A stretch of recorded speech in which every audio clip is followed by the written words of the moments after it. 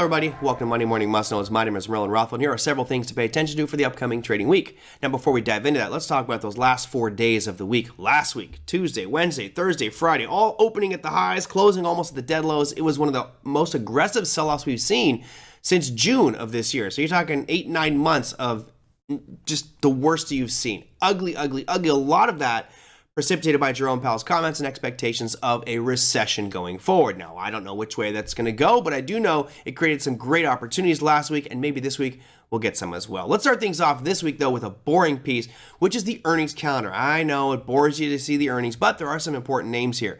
This week, there are 390 companies reporting earnings. We start things off on Monday with Carnival Cruise Lines, Steelcase, and HEICO. Tuesday brings you FedEx, General Mills, BlackBerry, and Nike. Wednesday, you've got Micron Technologies, Cintas, and on Thursday, Paychex and CarMax. And that, my friends, is it for your earnings calendar. Now, these are a couple of major names that may be in your portfolio and may present some trading opportunities, but no real major market movers in this category. Now, there is a major market mover happening. That's a little bit later on in the week. We'll look to Thursday at 8 a.m. Eastern Standard Time. We do get the final GDP number. Here you can see the chart of the final GDP numbers going back all the way into 2000, and on the hard right edge, we were at negative 0.9 in our previous quarter. And lo and behold, the little red arrow showing where the expectations are. The expectations right now are that we're going to come out at 2.9. Now, why is this important? It's really critical because there's 3 different announcements that happen for GDP. There's the advance. 30 days later, we get the preliminary. 30 days later, we get the final.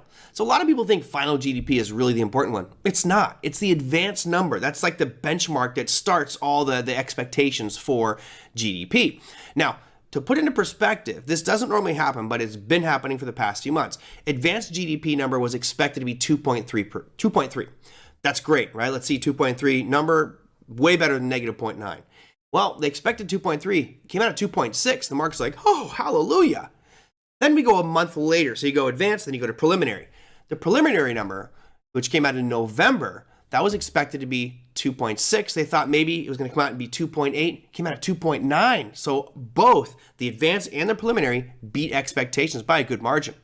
So now we see this final GDP number. And the question is, do we feel that we're going to beat it again? It seems like we're on a pretty good trend of beating the GDP expectations. Right now, it's 2.9 is what they're expecting it to be. Anything higher than that, you'll see these markets rejoice because that might mean that the Fed is going to step back a little bit on their rate increases, which could help the market. So lo and behold, we don't know which way the markets are going to go, but we can tell you that at 8:30 a.m. Eastern Standard Time on Thursday, there could be some wild swings based off what this number is. Now, I got to go back to the I word. Not me, myself, and I, but the I word that Jerome Powell keeps emphasizing at every press conference that he does, and that is inflation. Yes, I know. I'm just talking too much about inflation. Well, you might remember a couple weeks ago we had CPI numbers. Last week we had PPI numbers, and both those numbers looked really good, better than expectations, which is making a lot of people believe that we might be out of this inflationary cycle.